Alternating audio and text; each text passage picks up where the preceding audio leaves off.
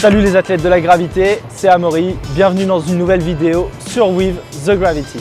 Aujourd'hui, je vais vous montrer comment réaliser un L-sit parfait. Let's go!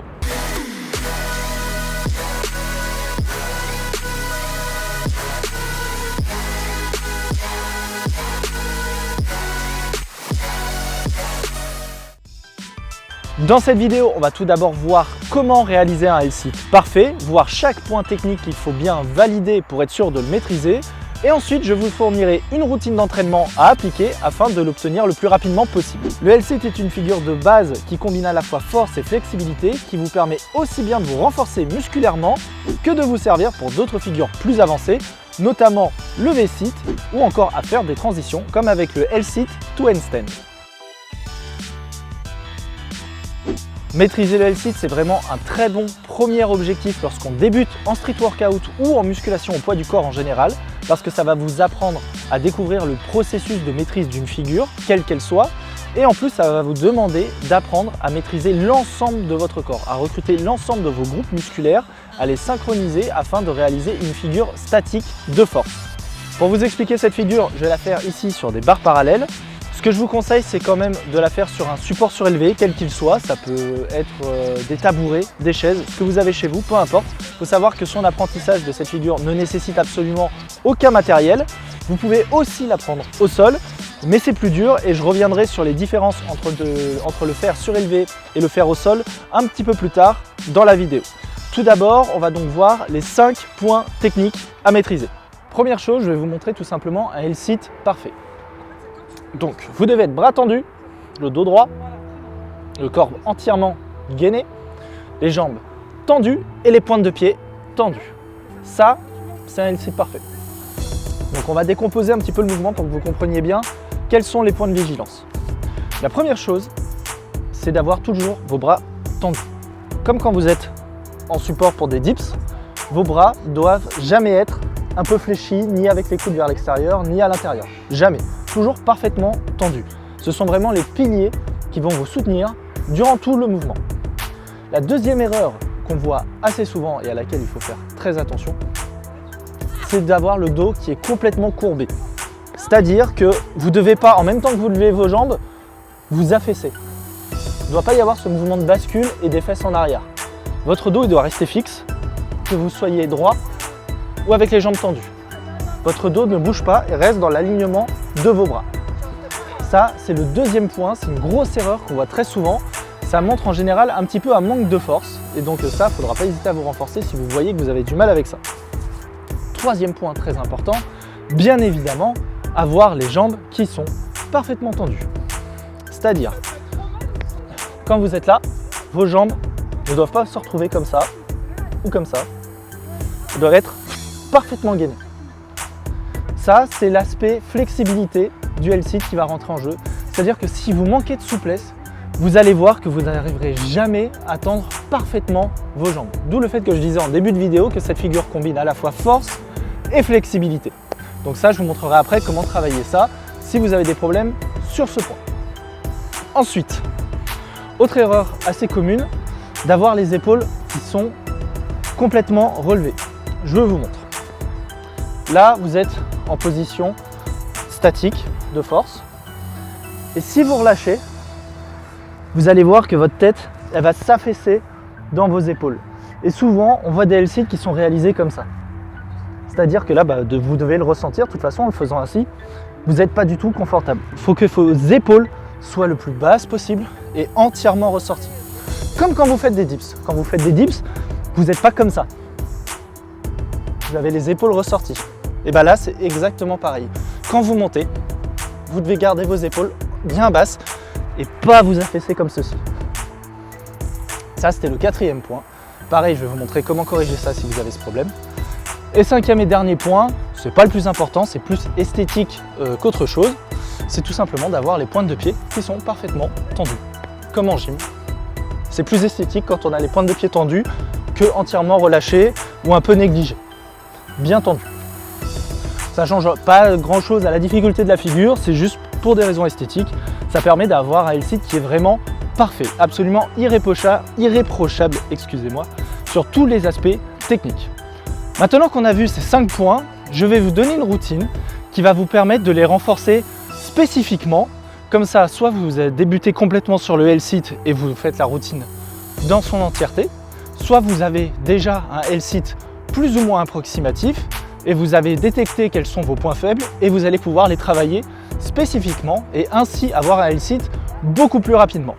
La routine que je vais vous montrer est composée de 5 exercices et va vous permettre de travailler chacun des 5 points techniques que je vous ai montrés avant concernant le L-sit.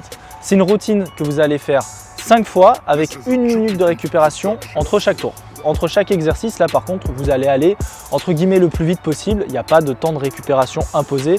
C'est à vous de voir, mais en gros, minimisez le temps de récupération entre chaque exercice. Vous verrez, de toute façon, ce n'est pas spécialement cardio ni ultra intensif. Premier exercice qu'on va travailler, la flexibilité. Parce que si vous n'avez pas la flexibilité, vous ne pourrez jamais avoir des jambes parfaitement tendues en L-sit et encore moins sur les autres figures plus avancées comme le V-sit. Donc pour ça, on va faire l'exo le plus simple qui soit. Vous allez simplement vous pencher en avant en essayant de mettre les mains au sol. Important de ne pas complètement courber le dos, mais de l'avoir le plus plat possible et ensuite de descendre. Donc pour ça, vous allez par exemple faire 10 expirations sur 10 secondes 3 fois. Donc vous mettez comme ça et vous expirez.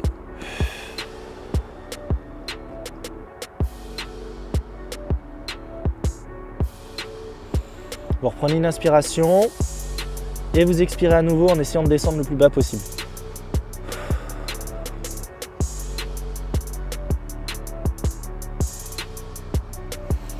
Inspirez.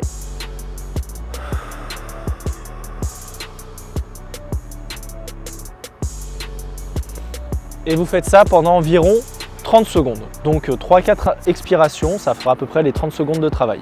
Il n'y a pas besoin d'aller chercher extrêmement bas pour maîtriser le L-sit avec ça. Mais il faut quand même que vous soyez au moins capable de descendre à peu près vos mains jusqu'à vos pieds, globalement. Même pas besoin de mettre les mains au sol, mais descendre à peu près par là, ça devrait être suffisant. Ensuite, deuxième exercice, on va tout simplement faire le L-sit dans la progression la plus avancée que vous maîtrisez. Donc le L-sit, il y a 3 niveaux de progression avant L-sit parfait. C'est le L-sit en tuck, le L-sit sous forme avancée, le Advanced L-sit, et ensuite le One Leg. Donc si par exemple, vous maîtrisez votre L-sit en Advanced form, vous allez tenir 8 secondes. Donc vous allez vous mettre en suspension et 8 secondes dans la forme la plus avancée que vous maîtrisez. Donc celle-ci par exemple, si c'est la Advanced. Vous vous assurez que tous les points techniques que j'ai énumérés avant sont bien maîtrisés, c'est-à-dire les bras parfaitement verrouillés, les épaules basses, le dos droit, et vous contentez de tenir pendant 8 secondes. Une fois que ça c'est fait, vous passez à l'exercice suivant. En fonction de votre force, vous allez faire soit des dips, 5 répétitions, soit des pompes, tout ce qu'il y a de plus classique, 8 répétitions. Donc à voir selon votre niveau de force actuel. Dans mon cas par exemple, je vais faire des dips et on va faire 5 dips, tout ce qu'il y a de plus classique. Donc vous vous mettez bien en suspension, épaules bien basses, le corps bien gainé, les bras bien verrouillés. Ça c'est très intéressant pour travailler le verrouillage et le fait d'avoir les épaules bien basses. Et vous faites des dips. 1, 2, 3, 4 et 5. Voilà, ça c'est très intéressant pour vous faire gagner en force de façon générale, ce qui va vous servir pour le L-sit. Ensuite, quatrième exo, excusez-moi, très spécifique, c'est on va faire des shrugs. Ces shrugs, vous pouvez faire soit sur barre parallèle, comme je vais vous le montrer, soit vous pouvez les faire au sol. Le principe, ça va être juste de travailler le fait d'abaisser vos épaules. Donc ça ressemble un peu à une position de dips au départ, si vous le faites sur les barres parallèles, comme ceci. Et en fait, vous allez vous abaisser et remonter. Et c'est ça en fait des shrugs. Vous allez juste faire ça. Et vous allez voir que c'est pas si évident que ça en a l'air si vous n'avez pas l'habitude d'être toujours bien actif sur vos épaules dans vos exercices. Donc ça par exemple, vous allez en faire 5-6 répétitions, pas besoin de plus. Et comme ça, si vous êtes capable de faire ça en étant très à l'aise, ça va vous aider à maintenir un L-sit avec les épaules parfaitement basses. Et donc ça, vous pouvez le faire aussi au sol si vous le souhaitez.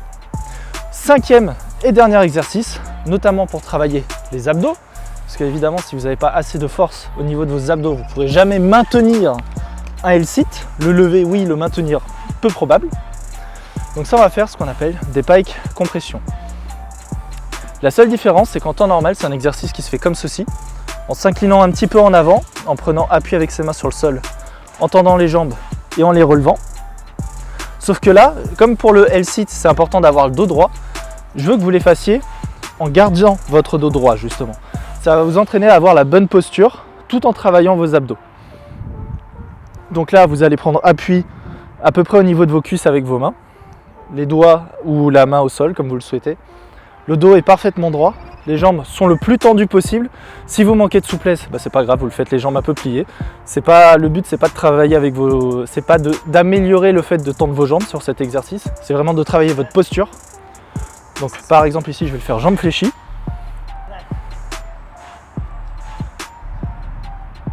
Et là, vous allez sentir vos abdos qui travaillent pendant que votre dos est parfaitement droit. Évidemment, si vous en êtes capable, c'est mieux. Comme ceci, hop. La bonne posture. Et vous relevez les jambes. Voilà. Et ça, vous allez en faire 5 répétitions aussi. Donc, si je résume, ça fait 5 exercices. Le premier, flexibilité, environ 30 secondes de travail. Le deuxième, la progression L-sit, environ 8 secondes de travail. Le troisième, dips, soit vous faites 5 dips, soit vous faites 8 pompes en fonction de votre niveau. Quatrième exercice, c'était les shrugs. Vous faites environ 5 répétitions, que ce soit au sol ou sur les barres parallèles. Et cinquième et dernier exercice, celui-ci, les compressions, vous faites 5 répétitions aussi. 1 minute de repos avant de repartir sur un nouveau tour et vous faites ça environ 5 tours. Si vous avez déjà une bonne maîtrise du L-sit, prenez que l'exercice qui vous manque pour perfectionner un point technique particulier. Et si vous débutez de façon générale sur cette figure, faites toute la routine, vous verrez que vous progresserez beaucoup plus vite qu'avec du renforcement généralisé. Juste avant de conclure cette vidéo, je vous invite à essayer votre L-sit une fois qu'il est maîtrisé sur barre parallèle, à le faire au sol.